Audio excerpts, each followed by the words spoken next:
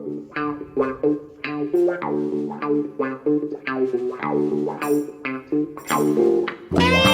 evening, gentlemen. Good evening, TC, and welcome all to our weekly podcast, Terry Currans, the Curran View, with the Isle of Hillsborough, Mr. Terry Curran. And if you're listening to the free first half on Acast or Spotify, you can follow the links on our socials and access the full podcast via either Apple or become a Patreon. All the w's.patreon.com/SRBmedia. You can follow the podcast on Twitter at Curran View or on Facebook, The Curran View, or join our group, The Curran View, which is over 3,200 strong now. Thank you for your support. It is so very much appreciated. Steady away. Yeah, I would be a lot more steady away if Spotify bought us all out and we for 25 million. That would be nice, wouldn't it? Well, they've certainly done deals with with Barcelona, haven't they? And I don't know. I think Jesus might have been doing a deal with Martinez there. Arsenal have just taken the lead. A shot deflected back out, and he puts it in. Jesus is on fire. Jesus has been Arsenal's saviour. Manchester City's saviour looks as though it's Haaland. He scored another brace so far tonight. But what magic moments, TC, have you sourced for us this week? Just before the magic moment, what happens if Forrest get beat 9-0 tonight? Does he get the sack? I don't think that sacking, we will talk about it later in the podcast, it had anything to do with the defeat. I think it had more to do with what he'd said about his bosses. And yes, you know, I think as well you're right as there, Gabby. And to be honest, we will talk about a bit later on. They deserve it because should things be kept in house? Absolutely. You know, Yeah. What's my magic moment? It's embarrassing to pick one this week. I know, it's credible, isn't it? It is embarrassing to pick one because I have seen so much. The free kick, what you post from the Oxford boy. Yeah, You Conor could Brannigan. go on. You could go on with the goals what have been scored. But I'm going to pick one because that's his job. Not to sit on the fence. And I'm going to go for Maximus. What's his Maximus? Is it? Alan St. Maximin. Yeah. Maximin. His goal the other day to equalise against Wolves. The connection, the technique of it all, to put it where he put it, was sublime. But there's been that many goals this week. It's embarrassing to pick one, but we have to pick one, like I say, and I've gone for Maximin's goal. Absolutely. And the technique of that goal was phenomenal because it was just falling out of the sky and he's connected. He actually hit it perfectly, didn't he? Do you know why he hit it perfect? I think he got his hips in there. He got everything there. He watched the ball drop and he's connected. Ask any top player what connects the ball on a regular basis. They'll tell you. When the ball's coming down, let the ball drop below your knee. Yeah. Get your body weight right in line with it, and you will strike the ball perfect. And that's what he did. He hasn't tried to hit the ball too high. He's let the ball just drop below the knee, so he can connect it right without even having to blast it. It's just a perfect connection. And for all you young boys, what do listen out there, let the ball just drop below your knee when it's coming from height. Absolutely, TC. Conor Brannigan's goal was sublime. I look at him and I think, how doesn't a team higher up the division or divisions go for Conor Brannigan? Because we've watched him a number of times last season on the podcast and flagged him up. He scored another goal last evening from outside the box. He's scoring worldies all the time. Okay, I'm only seeing bits of, his goals and his assists, but that kid looks a player. He's 25/26 and he come through Liverpool's academy. He does look a fantastic footballer, and I'll be surprised if he lasts the season with Oxford and the championship team, doesn't take a punt on him. If I was a championship manager, I would. But the problem with that is, will they take a chance in the Premier League? Not really, because what they're looking for is what they think is going to be reliable for how they look at it. Mm-hmm. It's going to cost the championship teams a lot of money. Yeah, to drive them away from Oxford. And that's the So I think problem, isn't it? I think those are the two main reasons why he's not. Because when you look at it, put him in a good team Yeah. and he'd be even a better player. And this is the problem too, where I you know. it is, isn't it? Because the championship teams, the clubs, haven't got that kind of money to be putting eggs in all their eggs into that basket, because it will cost them a few quid. And traditionally now, championship teams are getting players in on loan or getting freebies. That's a great point. Well, the way how it's gone and the wokeness side of football's gone. The bottom two clubs, because I will look at it as bottom two clubs, you can say the bottom five clubs, if you want to put the conference into it, will struggle as the years go on. Yeah. Because the financial will get bigger, but it'll be taken away from the smaller end, from the lower end of the football pyramid, and that's the problem they will have.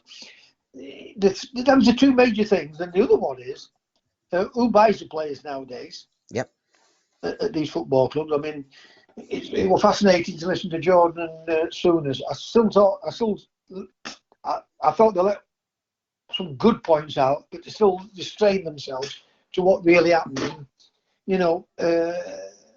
If you're a Guardiola or a Klopp, you will get the full reign of who comes in and who doesn't come in. Yeah. The rest of them will have to go along with what's said to them and what's put to them, and they've got to coach them. If not, then they will be fired.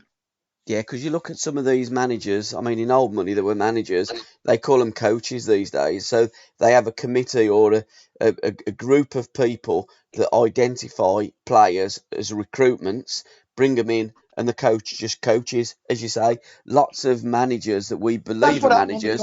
That's what happened on the continent, and it's been brought here. Yeah. You know it. Absolutely, I know it. I said this 40 years ago, what would happen, and it's turned out exactly right. Yeah. But my magic moment, I picked it today. It was a goal last night. Ilias Chair from QPR. What a player. Listen, what a strike. Oh, they played some good football yesterday. Yeah, they did. Yeah. Not yesterday. Saturday. Who did they play them? No, this was a midweek game. QPR.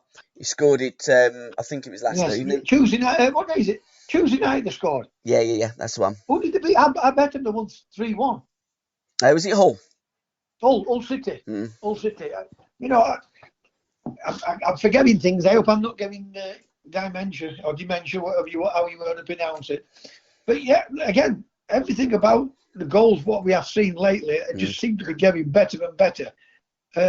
Sometimes they look a really good team as QPR, don't they? Yeah, they do. Once you get that consistency together with the team, they're going to be an handful then. And I think that kid is a handful, and the way that he took that ball, he run with the ball, he's running, and he's just rolled his ankles over it. He's almost just punched it, hasn't he? Tremendous strike. I thought the technical ability on that was phenomenal, and that why it just gets my top slot there, Ilias Chair. I mean, did you see Lewandowski's second goal? No, Barcelona's third goal. Listen, the reason why I didn't say it is because obviously we see the Premier League. Anybody wants to listen to this, go and look at it. I have never seen a goal scored like that. Wow. Unbelievable. You have to see it. Because the ball, it's come across him, and then he's wrapped his foot round back of himself and flicked it into the back of the net. It's an unbelievable goal. You say, why didn't I mention it? Because people don't see it. Right? And I was going to mention it at some point in the conversation. But like I said, now I've said it, have a look at it and you'll go, wow, how's he done that? But he's that good, and that type of player will always be. That's why the fans want to see these players, because they do the most natural thing to them, and unnatural to other people, that they can't believe that he's done it. Absolutely. And Haaland, how many goals? 3-0 Man City, by the way. Has he scored his hat-trick? I don't know, but it's 3-0. But, I mean, he scored hat-trick the weekend. He scored a couple of goals the week before. It's an hat-trick. It's an hat-trick. It's like waiting for a baby, isn't it? It's a boy. It's like City have scored a goal. It's Haaland again.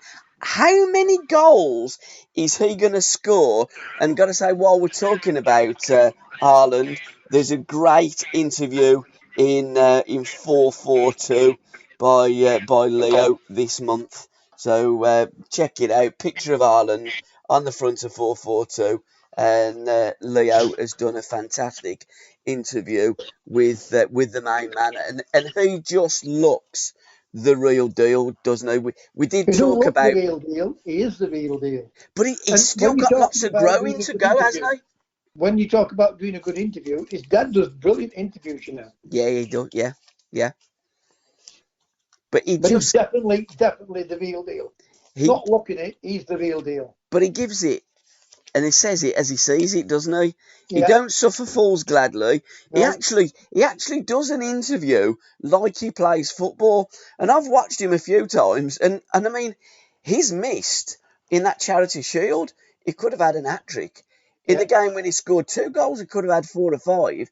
It's frightening what positions he gets in to receive the ball. And I think we were away the weekend, and Kieran says, "Do you know he only had 10 touches the weekend? He scores 3 goals." I mean, he doesn't get involved in the play and come deep. He runs the other side. Give me the ball, one Always touch, wanting to bang. go forward. Always wanting Absolutely, to go forward.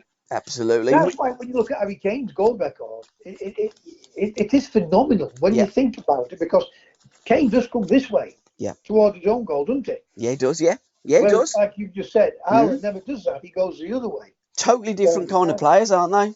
And going back to what you say when you're saying that he says it, how he thinks it. Mm. When you're that good of a player, you Yeah, get away with it. If yeah. you're not that good of a player, you won't get away with it.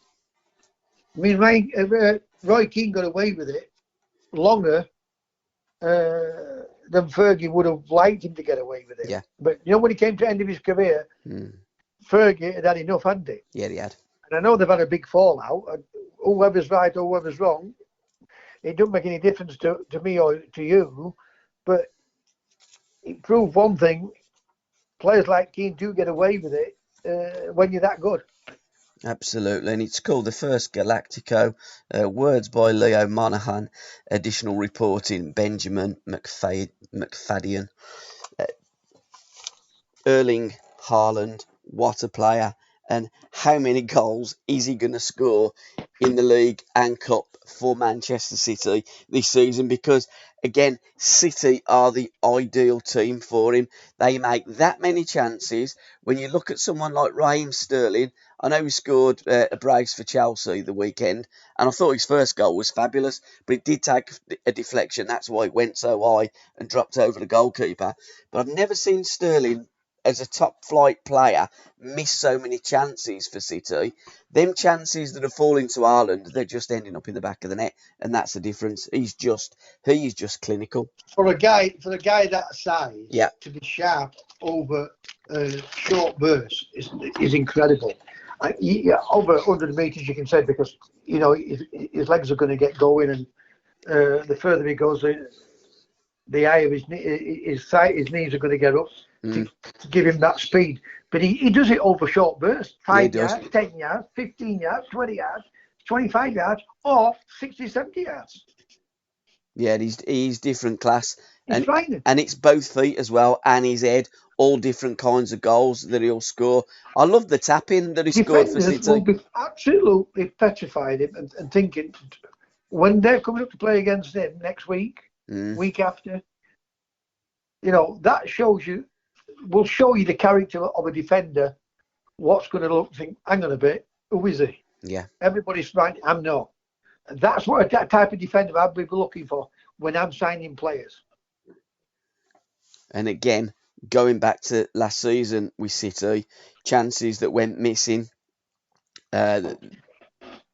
Haaland is putting them in the back of the net. When they're playing against them, I don't want to say smaller clubs because that's unfair. They're all Premier League clubs. They're all good clubs, got good quality within their teams. But when you're playing against some of the sides that aren't in the Champions League or the top 6, Last season, City sometimes struggled in the season before to put them away without Aguero, without that natural born finisher. Now they've got Haaland. You can see them putting everybody away. I mean, again, can City improve on what they did last season? Can City win the treble? Well, why not? You know, Absolutely. Chelsea look as though they're going to have an hit and miss season. When I Yeah. say a bit an hit and miss, and they're not going to win the league title or the Premier League. Mm. They're going to have to fight to stay in the top four. I think they're a good team. On the day, I think they're a good team. Yeah. I've never been keen of Lukaku like other people were. Mm-hmm. And I look at selling the other kid, the German boy. I know he missed a lot of chances, but another season, this season may have shown a different light because he was quick in all him. Now City, Chelsea, don't play that possession ball or not as well as Manchester City do. So they're playing with really small players up through the middle. Mm. Whether they are capable of doing that with that type of team, there's going to be a... What's the word I'm looking for, Gabby? Help me out. I think there's going to be a steward's inquiry as to what Chelsea do and what Chelsea are and what's their identity. You're right, they've had Lukaku, they've had central strikers in the past. They haven't got that central striker that's clinical. I didn't mind the kick what they sold back to Red Bull. Yeah, absolutely. He scored the other night, didn't he? Yeah, I didn't mind him. Timo He missed a Werner. lot of chances, but it does take some people longer than others to settle in. 100%, especially as foreign players. I mean, when you're a forward and you're playing in the Bundesliga, for instance, and you're scoring goals for fun, then you come into the Premier League, it's so much more difficult. If you're not scoring goals, you don't hit the ground running, your confidence starts and you start questioning your ability. I'm sure that these players would question their ability to score goals. As soon as footballers, forwards in particular, start questioning it, they want that extra touch, and bang, the chance is gone. That looks as though for me, Werner, but he's gone back to Germany, and he's got that confidence, and he's got the scoring streak back in him. Yeah, without a question. The thing isn't all with Chelsea. We guess what we all say or what we all think. There is turmoil there with having to sell the club. Yeah.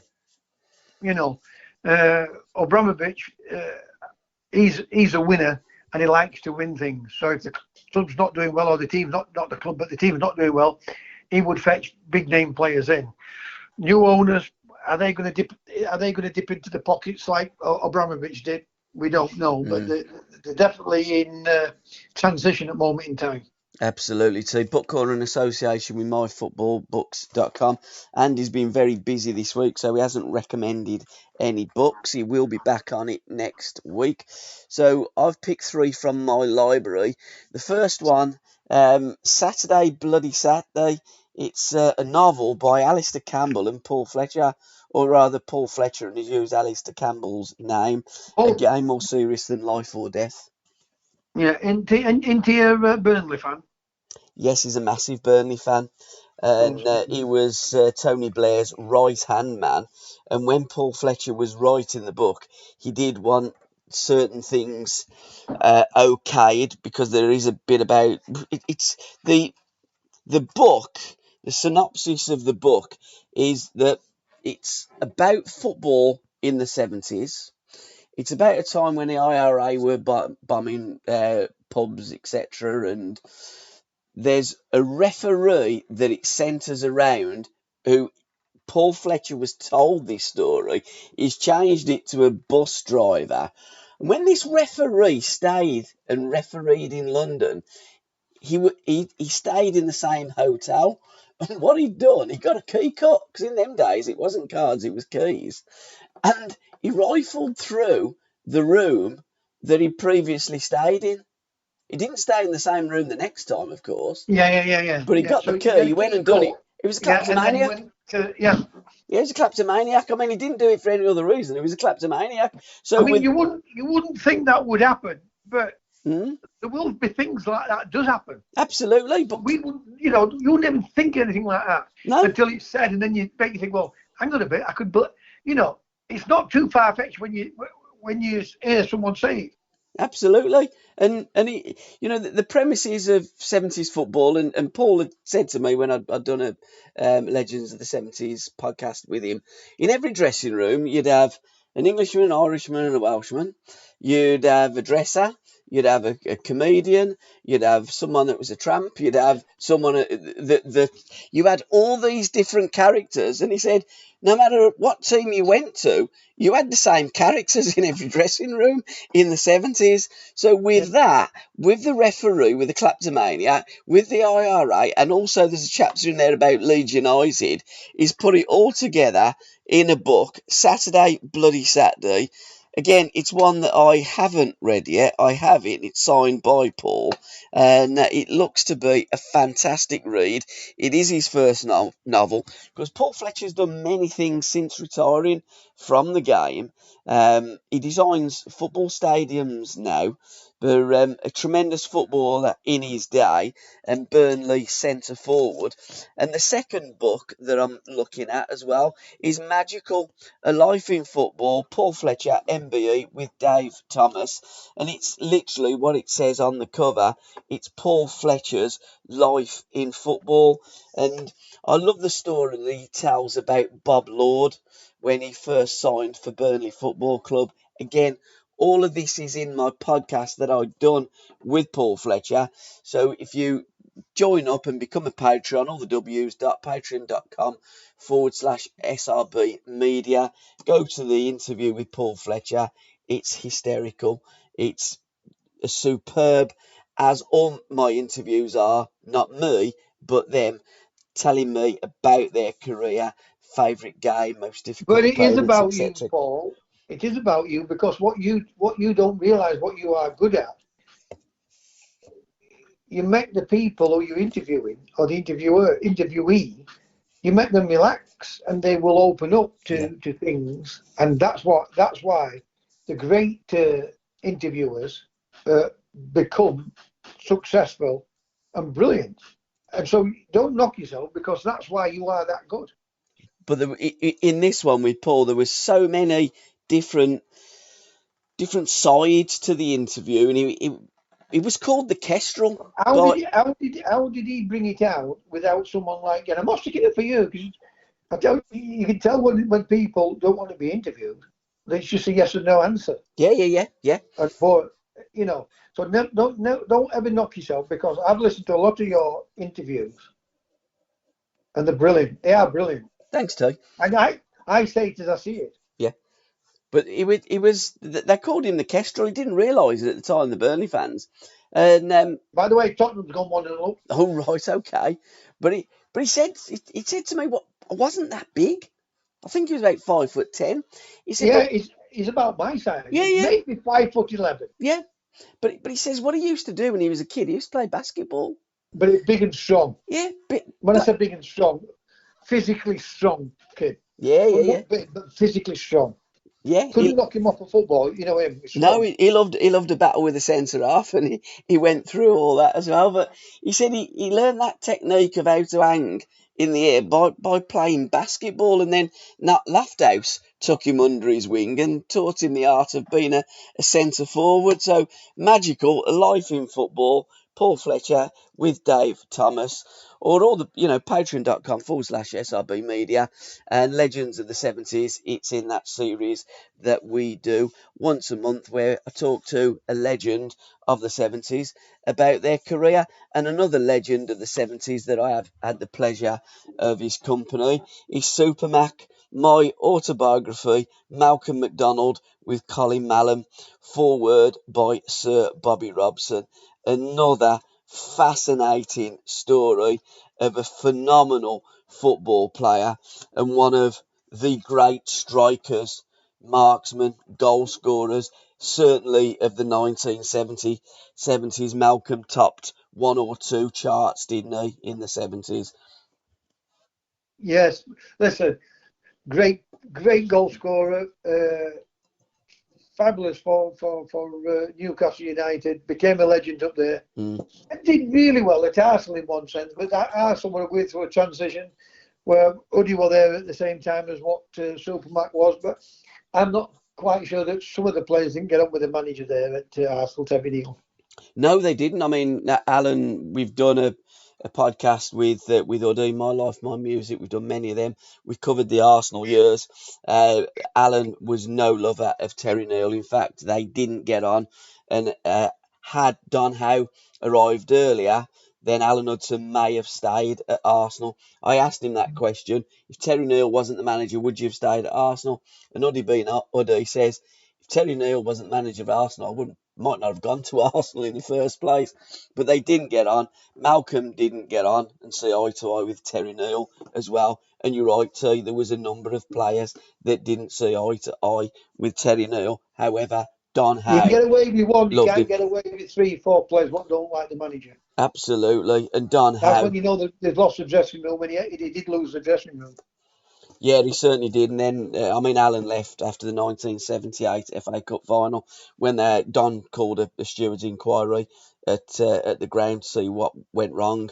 And Uddy pretty much said it was his fault. He picked the wrong team. Terry Neal flew over the physio's treatment table, and they got Terry Neal away from Alan Hudson, went out, done a training session, and I think Uddy only played for Arsenal once more. John Pratt's testimonial, and then he was sadly for English football and for Arsenal on his way to the Great Northwest and carved out a wonderful career for Seattle Sounders. But Supermac, my autobiography with Colin Mallam, and I have interviewed Colin because Colin wrote a lovely book about Len Shackleton as well. So we've got those two books, Malcolm MacDonald and the great Len Shackleton as well, two northeastern legends. Unbelievable. Yeah, without a question of a doubt. You know, Len Shackleton and Nat Lofthouse, on top of the two you've been talking about, but what two other great legends they were. I mean, we've had throughout the historical journey. And again, guys, football started. The first football league was on the 8th of September, 1888. It didn't start in 1992.